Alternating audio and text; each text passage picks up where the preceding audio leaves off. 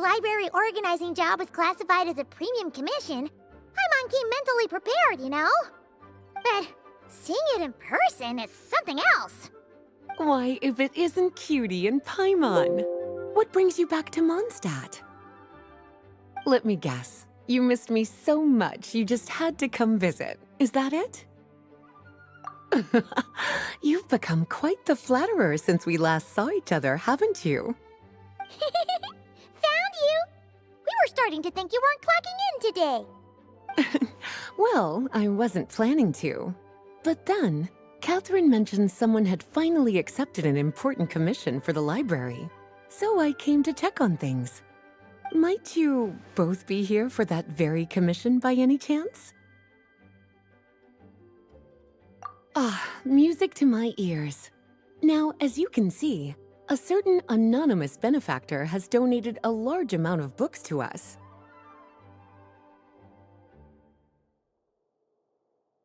Imagine my surprise when a glance down the book list revealed that each one would be an entirely new addition to our collection. There are books of all different kinds, including quite a few that are banned. Troublesome, I know. So this wasn't an odd job I could trust to just anyone. And sorting them myself? My, what a headache that would be. It would take ages. All that to say, I'm very relieved to see you here. I would treat you to some tea, of course, but looking at the state of this place, perhaps another time, yes? Don't worry, just leave the commission to us. You're as sweet as ever, Paimon. Well then, good luck in here. I'll leave you to it.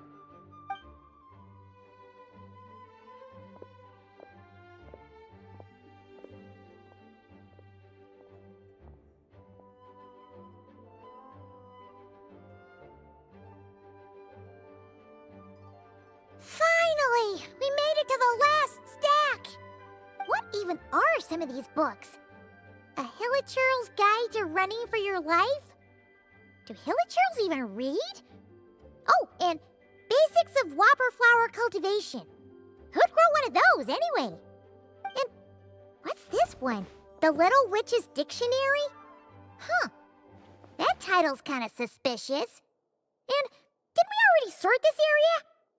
Did you notice it earlier? Huh. Well, witches always make Paimon think of, you know...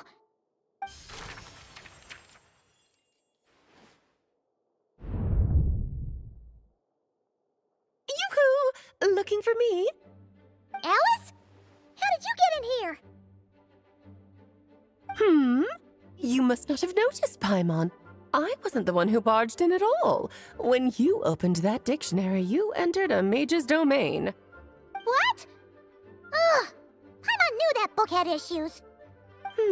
Have you ever read the storybook, The Little Witch and the Undying Fire, by any chance? Splendid! That makes things easier to explain. This book was written as a dictionary for that other story. The actual contents of the two aren't related at all, though. That explanation makes things even more confusing. Oh dear. Where should I begin? You know the promise the Hexen Circle made to Varka at the Tripartite Conference, yes? Namely, that in Mondstadt's greatest time of need, the mages would return and lend their aid to the nation? Well, waiting around for danger to descend upon the land isn't exactly our style. Rather than a scenario where we jump in and save the day out of nowhere, it makes more sense to lay the groundwork over time. That's how Em put it. Besides, who knows when such a crisis could occur? It could be in the next life, or even tomorrow. Preparation is crucial. So, I gathered the mages together to write this dictionary. Of course, it had to be under the guise of being related to that storybook. Otherwise, I would never have been able to get them in one place. Well, we looked into Barbie's scryglass and came up with a series of tasks tailor-made for the people of Mondstadt. They're all in this dictionary. Striving toward a common goal, overcoming obstacles alongside trusted companions, becoming better versions of ourselves. That is the best defense against what dangers could lie ahead. Oh, like something bad is actually about to happen. Now, I never said that. But still, we are talking about trusted companions here, Paimon. And when we speak of a person who could be considered a friend to all in Mondstadt, I'm afraid the pool of options consists of but one. Wait, the huge book donation? That was just an excuse to get us here, wasn't it? We had to spend ages sorting through them, you know. Oh dear, I never could have imagined you would need to go to such trouble. Uh-huh. Sure you didn't. Well, this is an important book. I couldn't just bring it into Teyvat without taking any precautions. Much better to hide it in plain sight, you see. That's why I donated all those other books to the library. Besides, it's not like this is a bad thing. Just think of it as an excuse to reunite with old friends. And as a favor to your dear Aunt Alice. Okay. If the goal is to help the people of Mondstadt, then we're in. We'll take the dictionary. And the next time we run into our friends, we'll pass your tasks and stuff along, okay? Wonderful. Then I'll let you get to it. Have fun!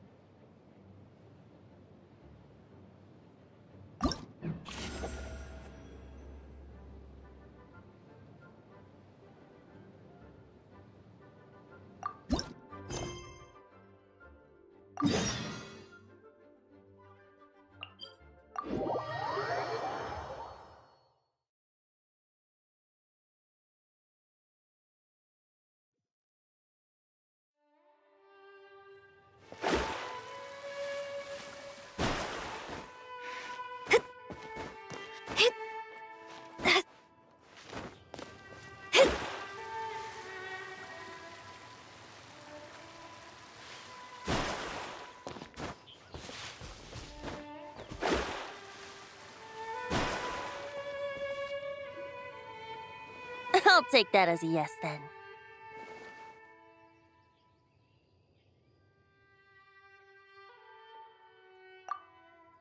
Ah, finally, you're here! Do you have a message for me from someone by any chance? There's not a single prophecy about you in that dictionary. That's what you were about to say, right? Oh? One moment, then. Your curiosity seems as strong as ever, Barbeloth. Alas, my future will have to remain absent from your dictionary. The wind may be happy to let dandelions trace its form and have poets sing it into verse, but to be contained is hardly its nature. So, dear Barbeloth, please do set your pen down. Words heard on the wind are not meant to be recorded on the page. If you're truly interested in this legend, allow me to fashion it into a poem. I'll be sure to share it with you ladies at our next tea party. Barbeloth has always been a reasonable person, and I believe she heard my request. As such, our conversation should be free from interruptions for now.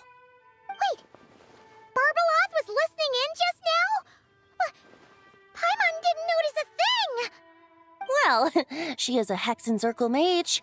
They all have quite a few tricks up their sleeves.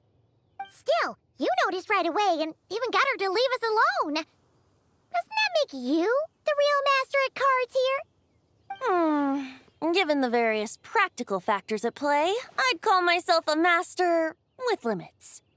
There you go, being all secretive again. Well, anyway, there wasn't a single thing about you in that dictionary. You being here is enough.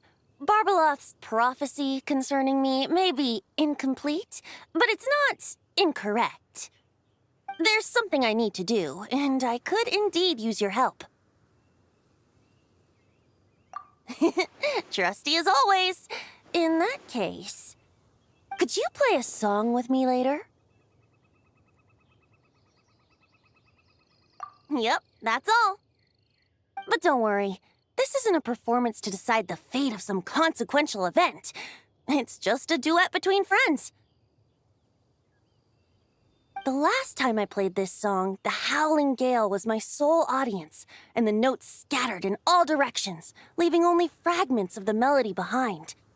But now, with a friend like you by my side, why should the wind alone bear witness to this music?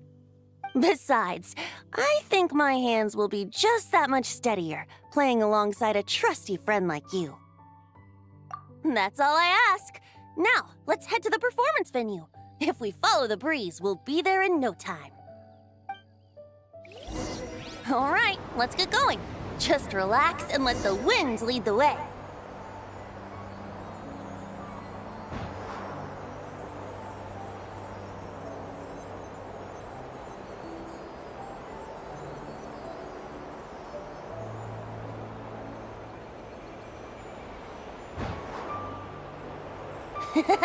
No need to hold your breath. In and out. Easy does it. I let the birds know we would be coming, so we won't run into them.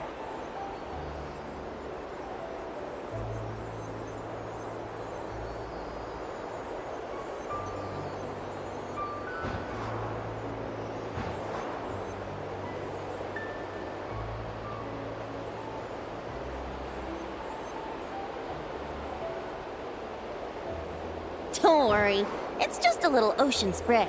You won't get soaked. Ah, the delightful sea breeze. Go on, breathe it in.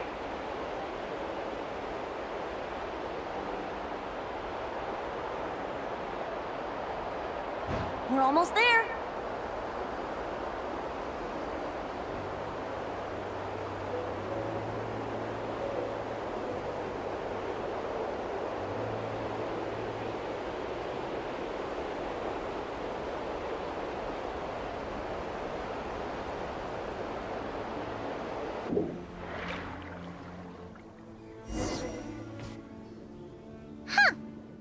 This island looks kind of familiar.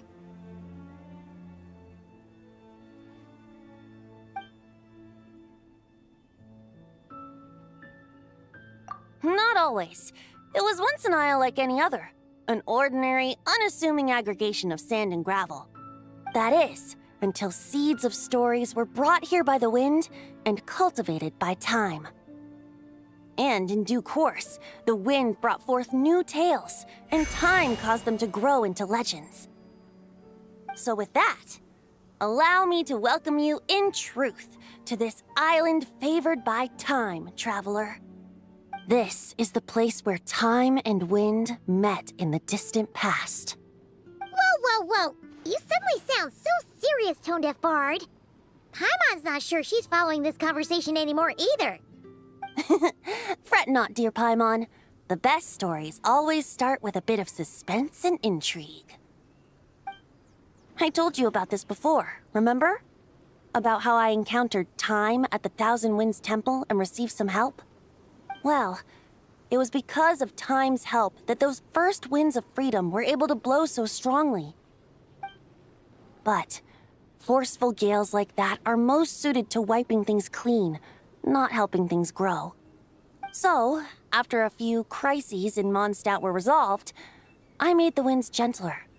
Just strong enough to bolster the people in times of need without knocking them off their feet.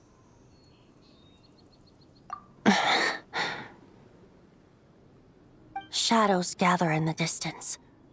I'm sure you felt it too. I've heard about the Pyro Archon's face-off with the ruler of death, Renova, and what happened to the Fatui Harbinger, the captain. And that's not even mentioning how abyssal activity has been encroaching closer and closer to Mondstadt. I fear the impending crisis may be beyond what humans alone can solve. In light of that, I need to be prepared. It is the Animo Archon's duty to intervene in times of need. As such, I, Barbados, will bring forth a wind strong enough to disperse whatever storm lies ahead. But if I whip up a gale of such strength in Mondstadt City, it would just turn the place upside down. Clothes, hats, the flowers that rest on people's balconies. That's why I chose to do it here. A place where I once offered an ode to time. Who knows? Perhaps time shows this island special favor precisely on account of my lovely, lovely music. Wait, so is this place really that special? It sure doesn't look like it. There's a tide that ebbs and flows, and a bunch of birds that come and go. It just seems normal. Time's impact on things isn't limited to what the eye can see. Think of it like a ripe sunsetia. If the outer peel remains intact, it's nearly impossible for the average person to tell whether the fruit inside is ripe. But even the tiniest hole in said peel will cause the fruit to rot, starting from that spot. Nestled in the hands of time, not one blemish marks this island's peel. Thus, time's influence on its very essence remains hidden to all. At the most fundamental level, of course, all things that lack time's favor will be erased at some point. But with the power that remains here, I can leverage time to draw a boundary around the wind. That way, the outside world won't notice a thing, no matter how powerful of a gale I whip up here. Of course, as the one requesting help, I should offer something in return. That's why I invited you here, traveler. So we could perform an ode to time together. Just let me know when you're ready. Oh, and I can lend you an instrument if you need one.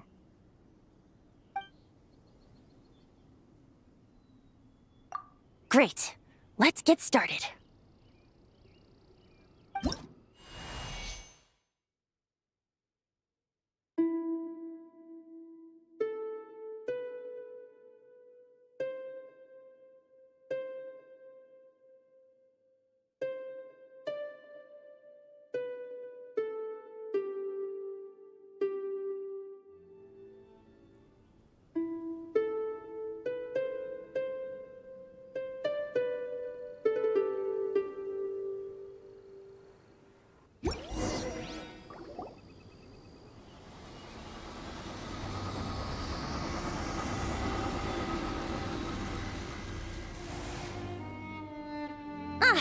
Looks like our music has moved some in our audience to step on stage.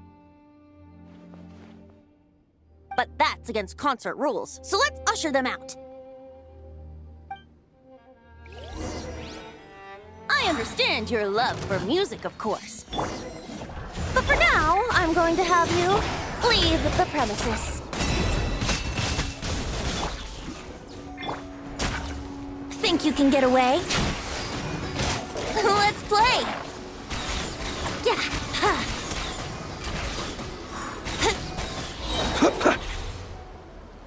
All right, that should do it. That was an exquisite performance, traveler. Thank you. Don't worry. That power was mine and mine alone. No external help was involved. Think of it like tuning a musical instrument so that it might play melodies lovelier still. Ha! So you do have some tricks up your sleeve. What else are you hiding, huh? Oh, Paimon. How many tricks could I possibly have? I only have 2 sleeves, after all. You know that's not what Paimon meant, Tone-Deaf Bard. I have a feeling the wind is gonna be pretty strong today. We should head back to Mondstadt and tell people to hold on to their hats.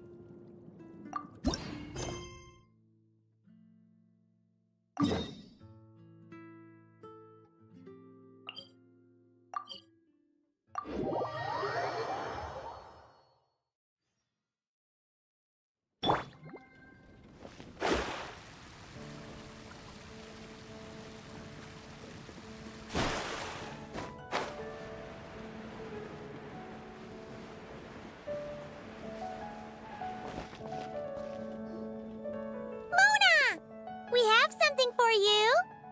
Oh, Traveler Paimon! You're full of energy today. You have something for me, you said? Is it some quick and easy way to make Mora by any chance? Well, actually, it's some kind of task from your master. Yeah, that's a hard no. But I guess I don't have a choice, huh? An enterprising spirit is important and all that. I just know it's going to be torture, though. I know that old hag all too well. Why don't you just take a look first? Huh. This book doesn't seem so special to me. Oh, whoa! Letters just fell out of it. Oh, maybe she's trying to reconcile with you? No idea. Either way, it looks like I'm supposed to open these 3 letters in order. Well, let's start with the first one. If this is her task, it should be okay for us all to read. Come on, let's see what this is about. Oh, how long it's been, my student. I'm afraid to report that getting up and about is becoming harder and harder these days. Oh, the sympathy card. She could have tried to make it sound a bit more genuine at least. Remember when I would chase you and you would run for dear life, trying to use that hydro phantom of yours to distract me? Oh, seems like it was just yesterday. Now you're off on your own, and I laze the days away in my rocking chair. I really should get some exercise again. Well, then get it some other way, you old hag. Now, I'm sure you're curious as to the purpose of this letter. And to that, I say this. If you want to learn how to predict the fate of an entire kingdom, or even the entire world, head to Sumeru and search for the gate to an underground kingdom. Once there, open the second letter.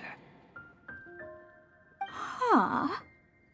But she knows how to lure people in, that's for sure. Is she serious about passing on her secret technique? Guess she really is getting old. You two have such a weird dynamic. When you talk about sentimental stuff, you fight. But when it comes to dry academic stuff, you get all emotional. Anyway, this gate to an underground kingdom sounds familiar. Wait, you've heard of it? Yeah, it should be the same one we're thinking of. Perfect. I don't even need to investigate then. Oh, that means no hired guide, no lodging, no shelling out Mora left and right. Come on, there's no time to waste. Let's go. And since you didn't mention a transportation fee just now, Paimon's guessing that means... Yep, same method as usual. Let's go.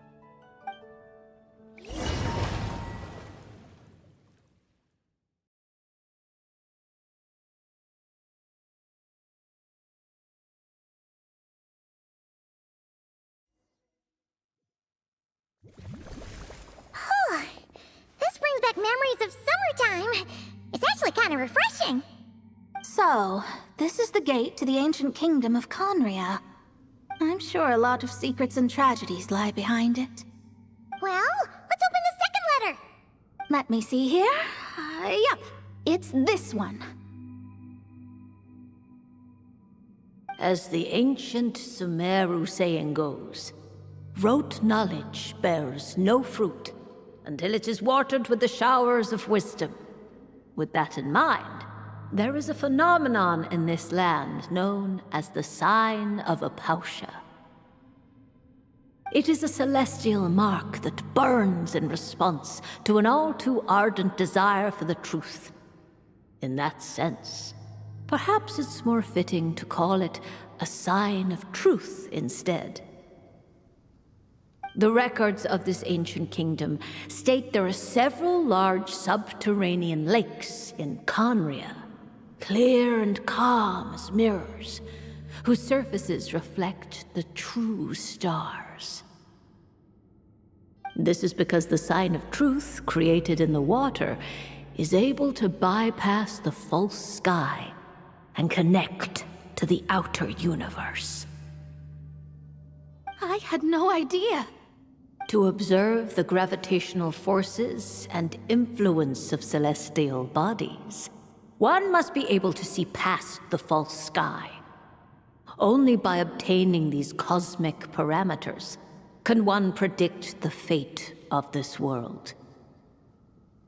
Now, my task for you is as follows. Open a sign of truth in front of the gate to Conria. The rest is a bunch of stuff about the ceremony the old hag came up with to summon this thing. Yeah, all these planetary trajectories and runes. Paimon's not even gonna try to make sense of it. So, what do you say, Mona? Are you gonna attempt it? Well, I hate to admit it, but it looks like the parameters she came up with could work.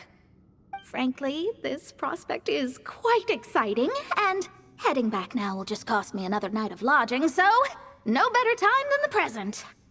Emissaries of the enduring stars, wanderers over ecliptic and equatorial plains, radiant celestial brethren.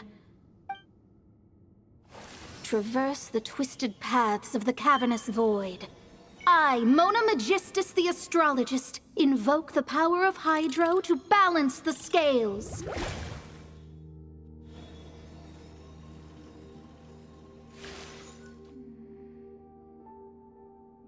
By wisdom and truth, let the thirst be relieved. I, Mona Magistus, the Astrologist, summon you, O stars, to stand before me! Did it work? Ah! Monsters! How did that happen? No dice. The sign of truth only opened long enough for the monsters to slip through. Darn it. I didn't get a glimpse of the real stars at all. Whatever. I'll just take it out on you! The ceremony failed, but the old hag's new theory seems workable. I have a better grasp of hydromancy now. And the perfect test subjects to test it on. Let me scribe. Leave my absorption test. Close your eyes. Observe.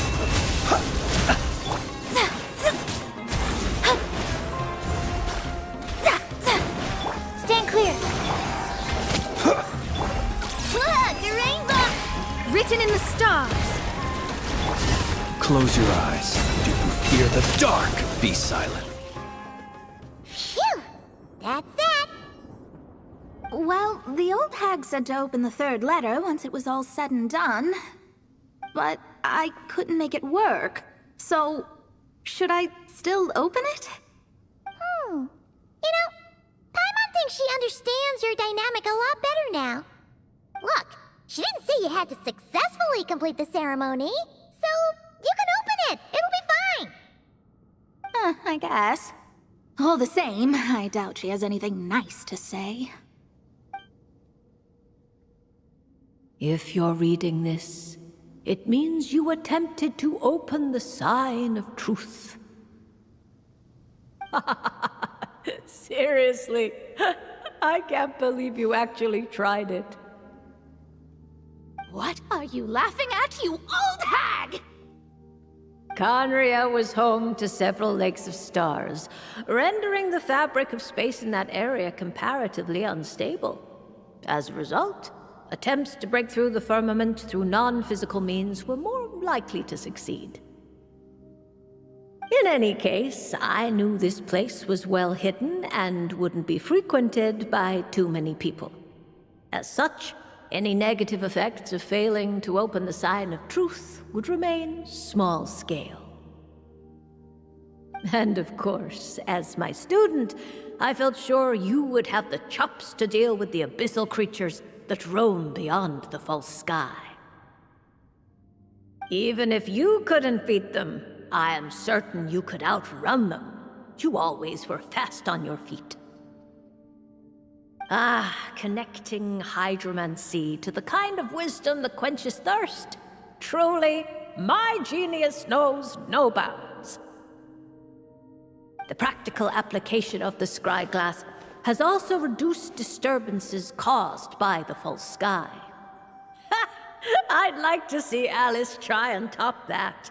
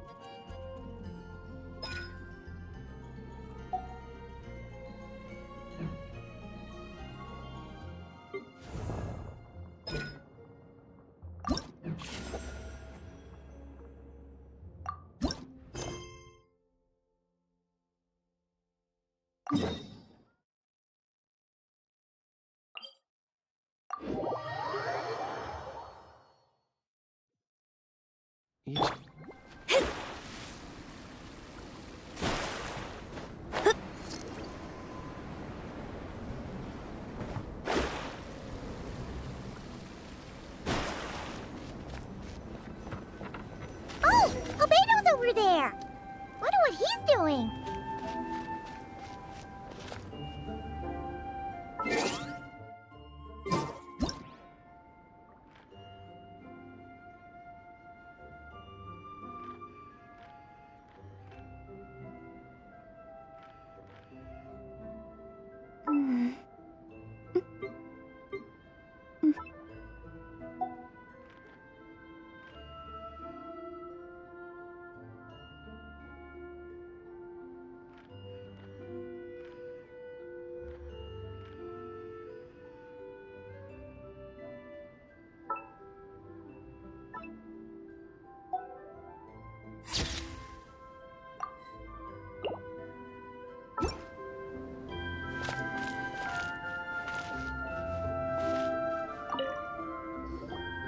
Hey, Albedo! Thought we'd find you here. Oh, are you painting? Yes, I finally have a moment to myself. So I decided to pick up my brush and get some practice in. Indeed. Of course, thanks to your help, and my fellow knights, that matter was resolved with little issue. In addition, I was able to complete the final task my master left for me. I couldn't have asked for a better outcome. Sucrose has been advancing swiftly in her studies too. She can tackle many alchemy projects on her own now. The Knights of Favonius don't have any duties for me at the moment either. No responsibilities, no tasks, no problems to resolve. It's not. It just feels strange, not having to rack my brain for solutions to all manner of problems. To be quite honest, I'm finding the idle life a bit hard to get used to. I keep finding myself considering if there might be other issues that need solving. But, unfortunately for me, Mondstadt seems perfectly problem-free at the moment. There's nothing wrong with with enjoying a bit of me time. Nothing good comes from working yourself to the bone. But if you're really that bored, you can come hang out with us. Paimon will teach you the true art of doing nothing. Well, I suppose I should learn from the best. Traveler, don't say things like that. You're gonna jinx us. Strange to see you so idle, Albedo. But considering that you've completed Master Rhindaughter's final task, I suppose you deserve a break. See? What did Paimon tell ya? You asked for trouble, and here it comes. Sabas, what are you doing here? Yes, he's also one of my master's creations. I suppose that makes him a family member of sorts. Don't you take that tone with me. I'll have you know that I alone keep that giant house in order as its butler. And yes, that has meant dealing with the assorted collection of vials and jars that you and Master use, washing them, drying them, all that work done by one cat. Wait, you're a butler? How does that work? How do you handle vials and stuff without, you know, thumbs? How do you stay afloat in midair? Huh? It's just something Paimon's always known how to do. Housekeeping is the same for me. Such facts are not up for question, and shall receive no answers. Hey! You're not allowed to say the same answer that Paimon said!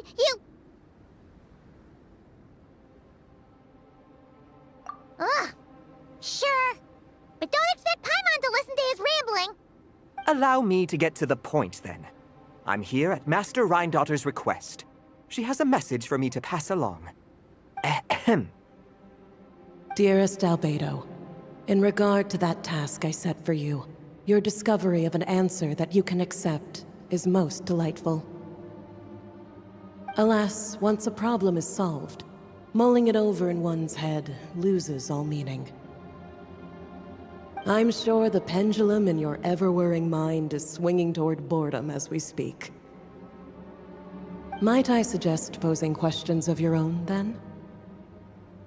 Cast the answers you know aside. Instead, embrace the questions you don't. After all, questions have always been more interesting than answers, and much better for passing the time. I look forward to what questions you'll bring me upon our next meeting. And should you come up with ones even I've never considered, all the better. It's unlikely, of course, but do your best. And who knows? If you're lucky, you might just surprise me. Oh, and don't attempt to create a self whose sole purpose is to pose or ponder questions. I've tried it, and it doesn't work. Lastly, I sent Sabas with a gift for you. Do keep it well, all right? Ah, and no need to feed him. He doesn't get hungry. As you instruct, Master.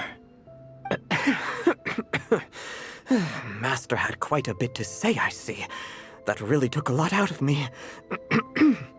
Well, I've passed the message along, so I shan't tarry in this frozen death trap for a second longer.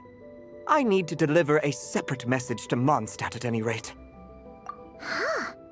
Who else would have a connection to Rhindaughter and Mondstadt? Oh. Although his birth was rather recent, Master Rhindaughter has long foreseen what his task should be. But I digress. I shall be on my way. If I stay here a second longer, my tail might turn into an icicle. Your gift from Master Rhindaughter is on the table. Use it well. You know, Albedo, your family gets more confusing by the second. Speaking of, would that cat really count as a family member? He called himself a butler and all, but... Master created Sabas long before me. By the standards of a normal family, that would make him my elder, I suppose. Of course, my family could scarcely be considered normal. So, by that logic, that type of relationship holds little meaning. At the same time, Sabas did look after me quite a bit back in the day. helping me tidy up various vials and jars. He even modeled for my sketches at times. Wait a second. The cat you drew today? That's him then, isn't it? Yes. Whenever I need to think, I turn to drawing and let my subconscious take over. It always helps me sort my thoughts out. And for some reason, I often wind up choosing a portrait of Sabas. I have drawn so many at this point that it's become second nature. Thus, this leaves my mind free to consider other things. Yeah, we thought it was just a random cat. Guess he was a way bigger deal than we thought. Well, now you know his real name. I can tell you more stories about him sometime, if you like. But right now... The tree takes pride in its most perfect fruit. So complete, so flawless. But you, O Seed of Dreams, do not settle for being the king of a universe, confined to its flesh. I need to think.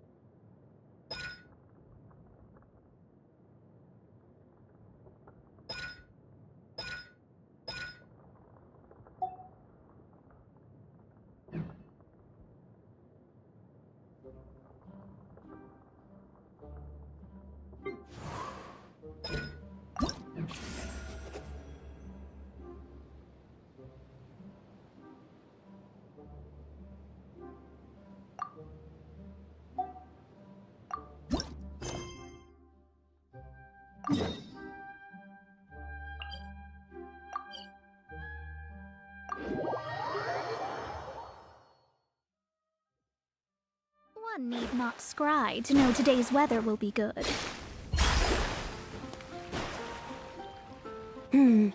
Given previous results, I should make a few adjustments to the experiment and ensure that the materials and equipment are all in order. As for the potion I need to make... Oh, Traveler, Paimon, what brings you here? We're here to help with your task. We wanted to see if you could use some extra hands. My task? Oh, you mean the one Mr. Albedo told me about? The one from the Hexen Circle? Well, you're just in time. The experiment is ongoing, and I was just about to work on it. Ongoing? So, you've been working on it all this time? Yes. It aligns with other research topics I've been working on, so it hasn't been too much extra work. Still... What? Is there a problem with the experiment? I've been unsuccessful so far. Oh, so it keeps failing, huh? It's not as simple as just failing. The whole theoretical framework behind this task is a bit more complicated than I imagined.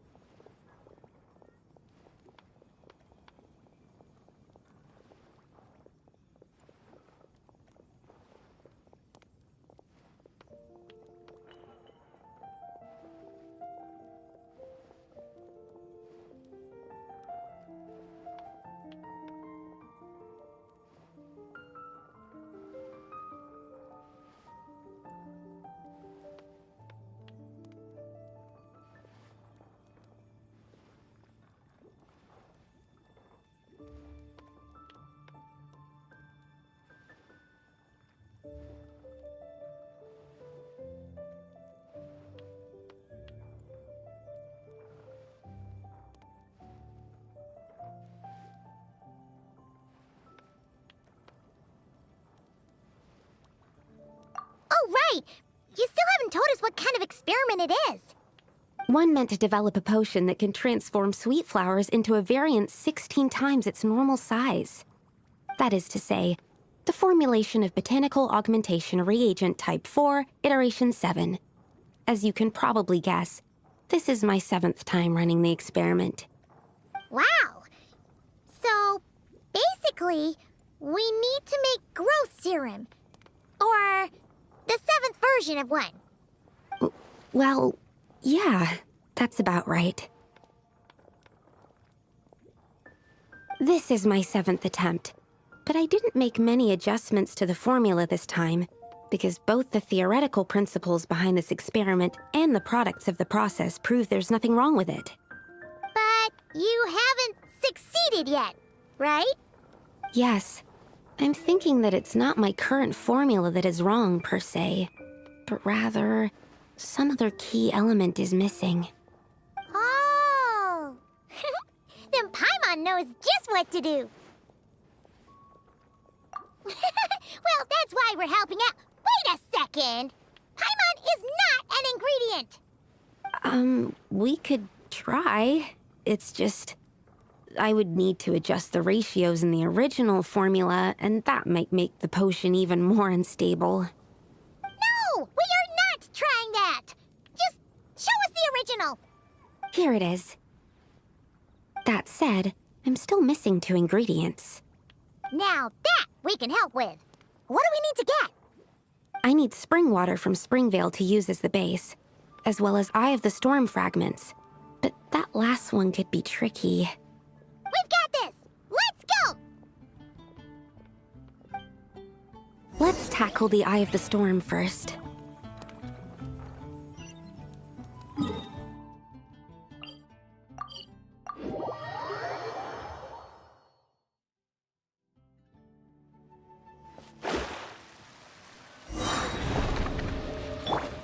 Shadows of fate, decided by destiny. Observe. Close your eyes. Alright, that's the first ingredient done. Wow, you 2 work fast. That step usually takes me forever. We can get the spring water down there.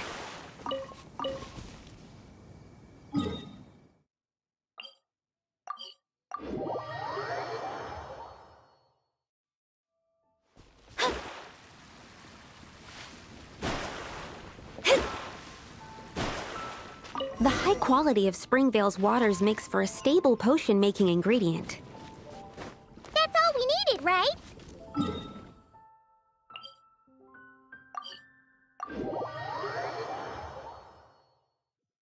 Yes, let's head back.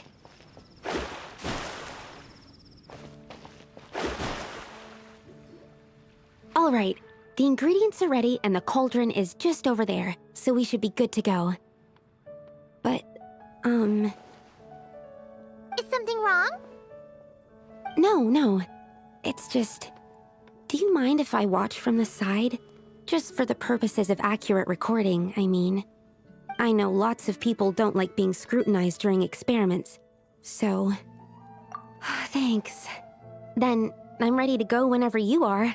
I'll make sure to take detailed notes, too. So, are you ready to start the experiment?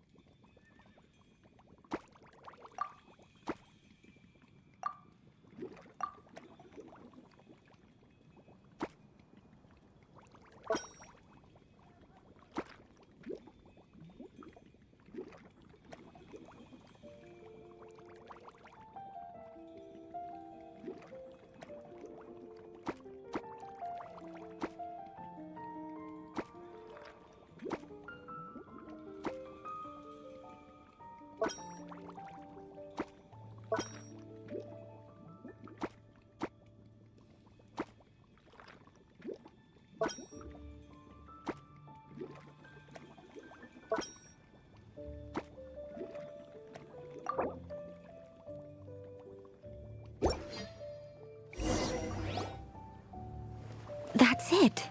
Your execution was perfect. Really?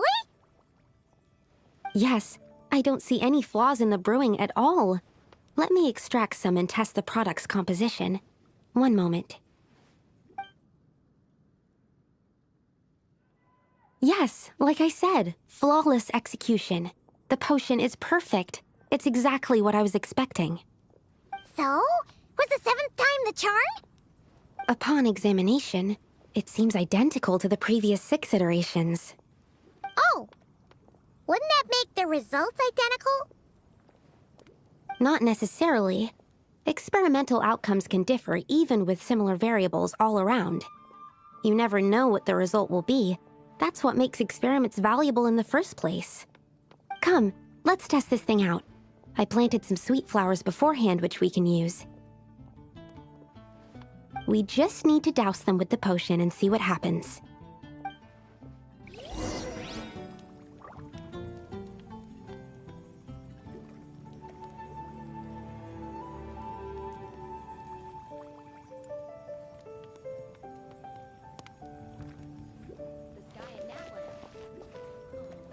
The neighboring nation of Liyue has the most prosperous commercial port in all of Tibet.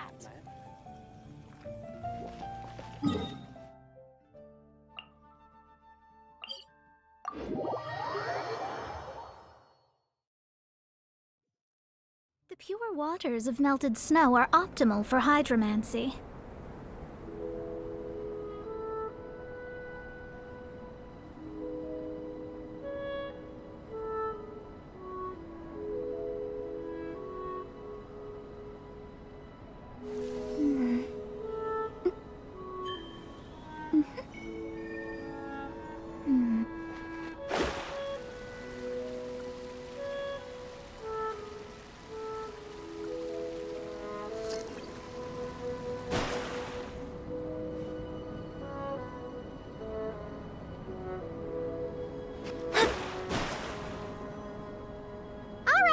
We poured the growth serum on the flowers. Yep. The flowers need to fully absorb the potion, so it might take some time before we see a reaction. What happens then? The flowers will grow in size while maintaining their original appearance. But then, when they reach 12 to 14 times their normal size, this will prove more than they can bear. As if some upper limit has been reached, they will wither and rot, assuming unnatural forms until nothing is left of them but liquid. Wait, what? So there's a problem with the growth serum then?